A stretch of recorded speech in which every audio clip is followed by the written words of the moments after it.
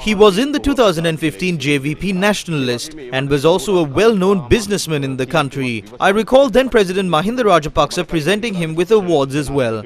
As Industries Minister G.L. Piris also presented him with accolades. Late Prime Minister Ratnasiri Wickramanayake also presented him with awards. In 2015, there was a case filed against him with the district court. The lawyer who appeared for him in this case was Ali Sabri. Therefore, we cannot claim that he was connected to this act of terror. Ibrahim was detained and interrogated by the CID for more than 2 years. Never was there any expose about a link with us or our movement. He is currently out on bail.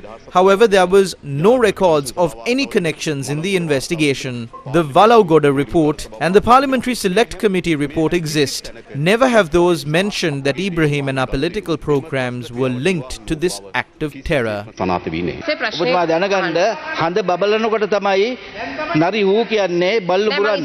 When you leave insults, bear in mind that you fall to that level.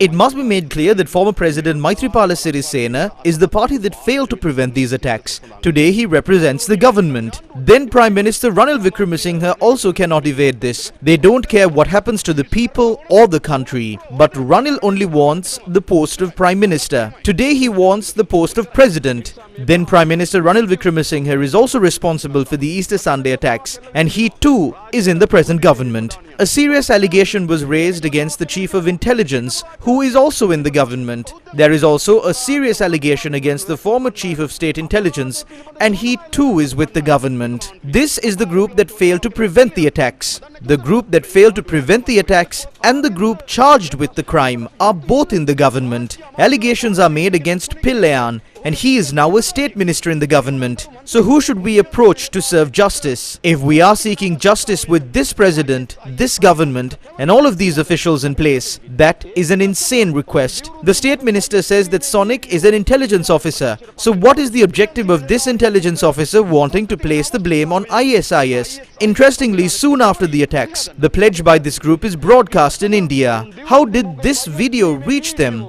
These are matters that we need to know.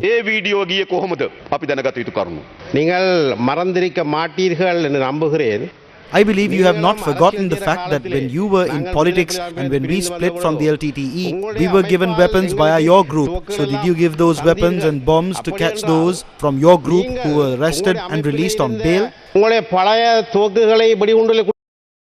I reject the claim that weapons were given by us. This is wrong. We engaged in armed politics. That is over now. It can be investigated at any time. However, 3.5 million rupees was released from the accounts of the intelligence agency to maintain Pillayan's group.